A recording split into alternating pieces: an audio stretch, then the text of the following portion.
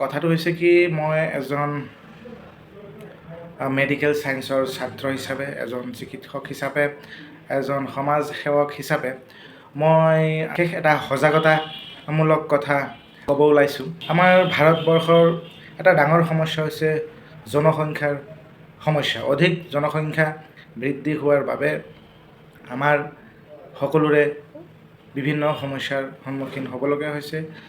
আজিকালি অনিচ্ছাকৃতভাৱে যদি কোনোবাই গৰ্ভৱতী হৈ পৰে, মানসিক আৰু শাৰীৰিক যি কষ্ট অনুভৱ কৰিবলগীয়া হয়, মানে সহবাস কৰাৰ সঠিক সময় মই যাতে তেওঁলোকে গৰ্ভৱতী নহয়, মহিলাসকলে যাতে এই দিনসমূহত সহবাস নকৰে আৰু 2 মাহ পাৰ হৈ গ'লে সেয়া ৱাছ কৰিবলগীয়া হয়, তাতো এটা শাৰীৰিক সমস্যা তো আৰু মানসিক সমস্যাটো ভুগিবলগীয়া হয়।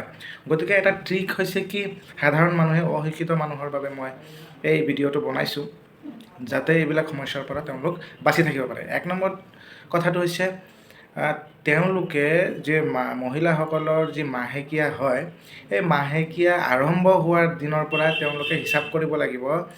মাহেকীয়া আৰম্ভ হৈছে আজিৰ পৰা, হিচাপ কৰি ৰাখিব লাগিব 12ৰ পৰা 16, মানে আপোনাৰ মাহেকীয়া আৰম্ভ হোৱাৰ পৰা 1 2 3 4 5 6 7 8 9 10 11 12 13 14 15 16 এই 4 দিন আপোনালোকে সহবাস নকৰিব আৰু যদিও কৰে আপোনালোকে সেইখিনি মানে প্ৰিকশ্যন, কণ্ডম আদি ব্যৱহাৰ কৰিব। গতিকে এই ক্ষেত্ৰত আপোনালোকে কেৱল 12 নম্বৰ দিনৰ পৰা 16 নম্বৰ দিনটো যদি আপোনালোকে বাছি শুনি আপোনালোকে সহবাস নকৰাকৈ যদি থাকিব পাৰে, তেতিয়া আপুনি মহিলাসকল গৰ্ভৱতী নহয়।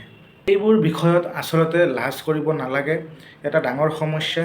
এইবোৰ ডাঙৰ সমস্যা সমাধানৰ বাবে চৰকাৰে বিভিন্ন পদক্ষেপ লৈ ৰাখিছে। আমাৰ গাঁৱে ভূঞে যিসকল আশাকৰ্মী আছে তেওঁলোকক এইবিলাকত ট্ৰেইনিং দিয়া হৈছে।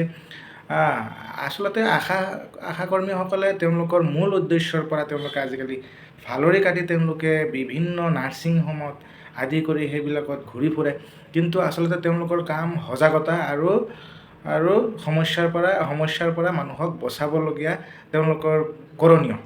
গতিকে তেওঁলোকৰ তাত সকলো পিল এভেইলেবল থাকে, কণ্ডম এভেইলেবল থাকে। চৰকাৰীভাৱে আমাৰ সাধাৰণ মানুহে আশাকৰ্মীৰ পৰা পৰামৰ্শ ল'ব লাগে।